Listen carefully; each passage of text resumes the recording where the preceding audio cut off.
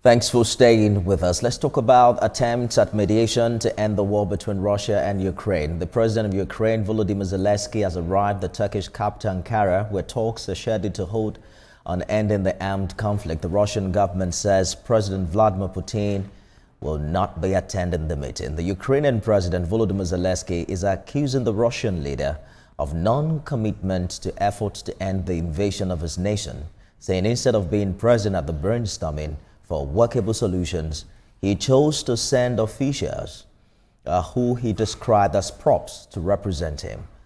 Donald Trump, whose next stop is United Arab Emirates in his Middle East tour, says he may travel to Istanbul on Friday if progress is made between the Russian and Ukrainian warring sides today.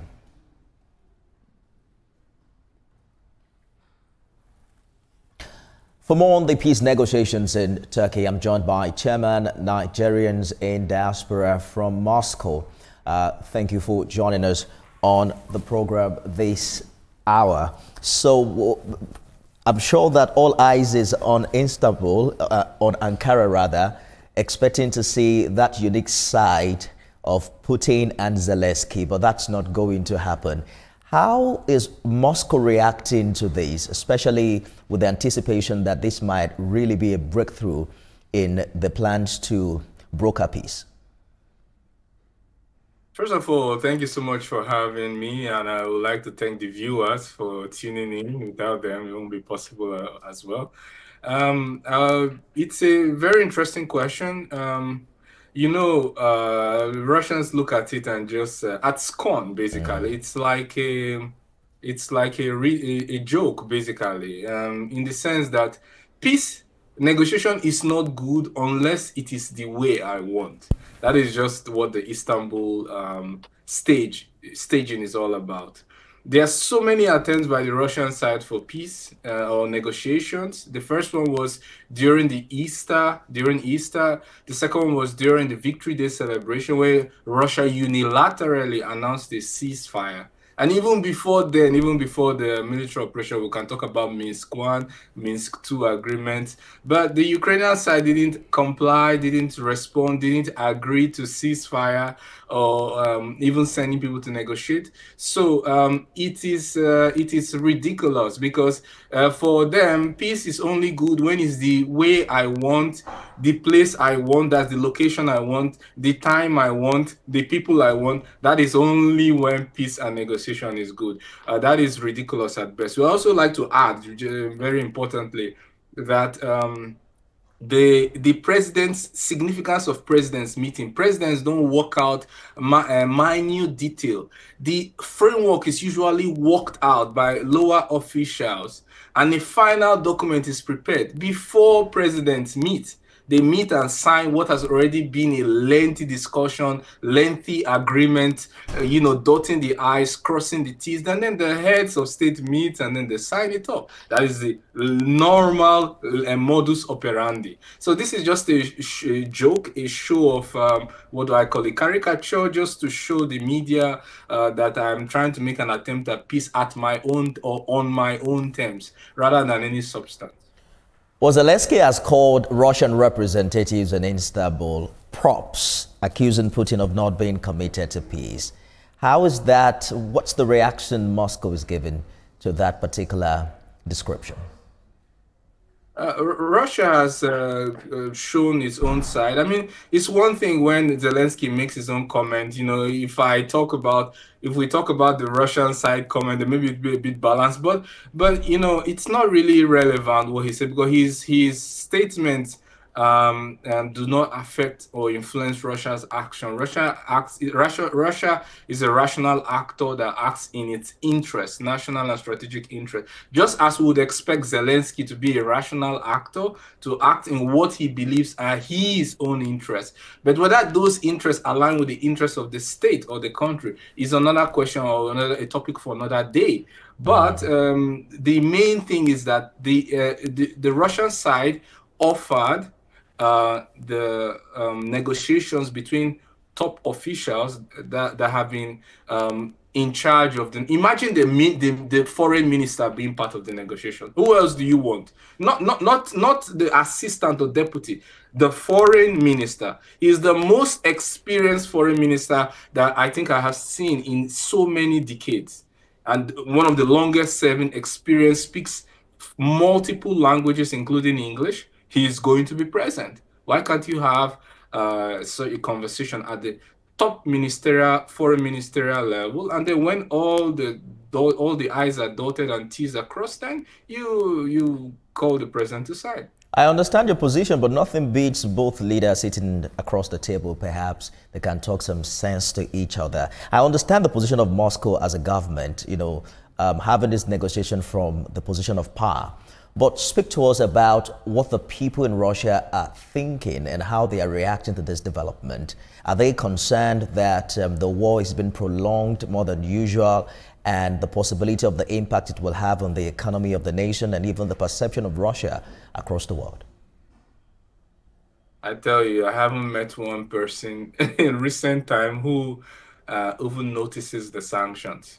I have not met one person around me who, like, you talk about things, maybe the weather, you talk about maybe work, maybe you talk about leisure, and the person includes in the conversation sanctions.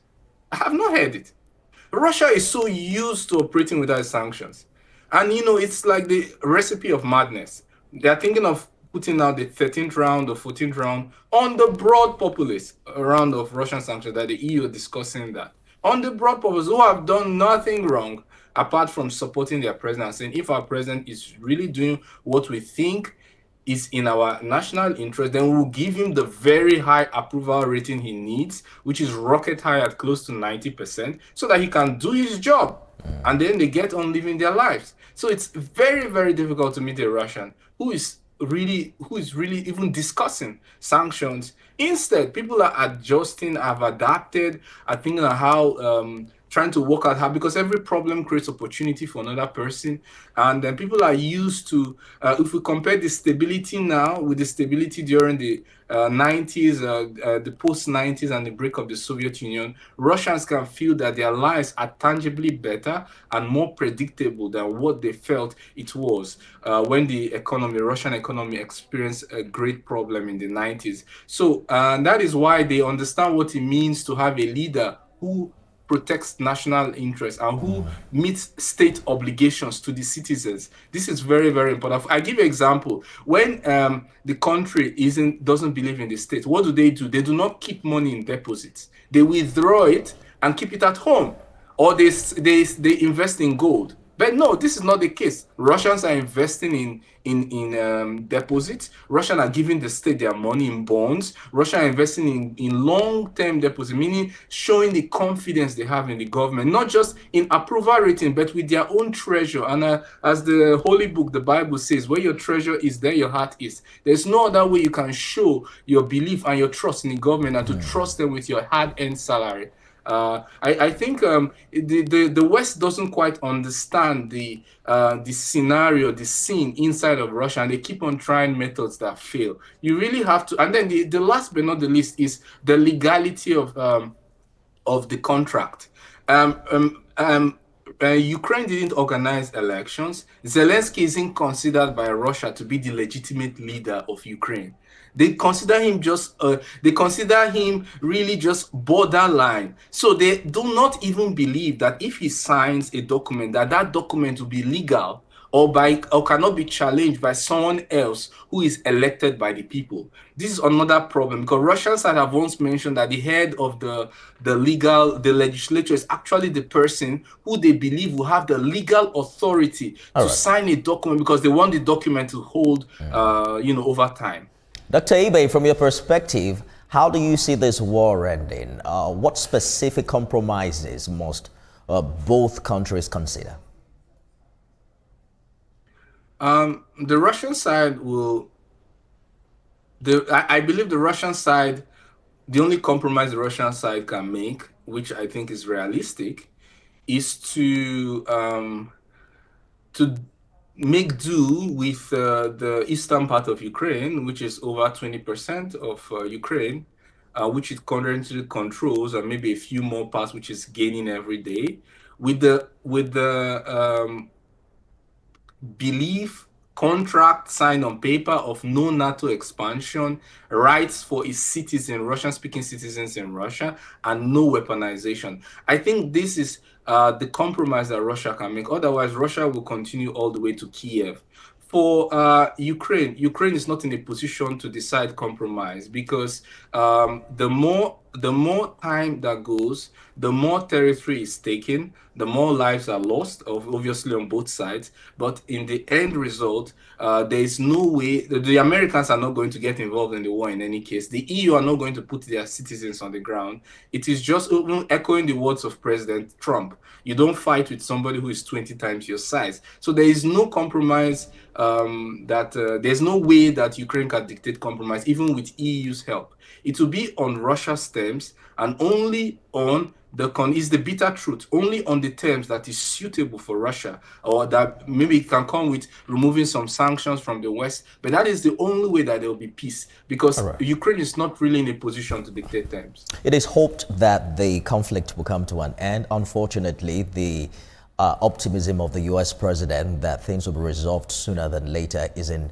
coming to fruition, at least not as fast as he anticipated. But we'll see how things move on from this Istanbul meeting. Dr. Godwin Ibe is chairman, Nigerians in Diaspora in Russia. He joins us live from Moscow. Thank you for your submissions. Thank you so much for having me. It's been a pleasure.